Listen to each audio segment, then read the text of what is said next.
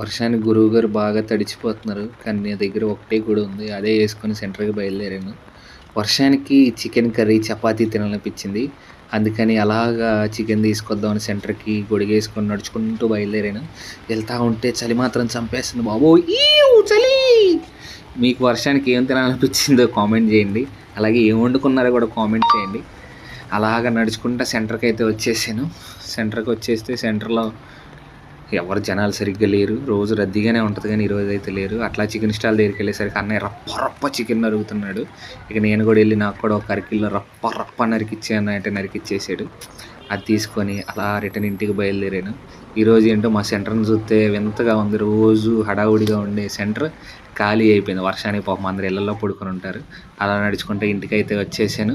ఇక ఇప్పుడు chicken curry, chapati వండుకొని అబ్బా! స్పైసీగా తింటా ఉంటే సరిగ్గుంది.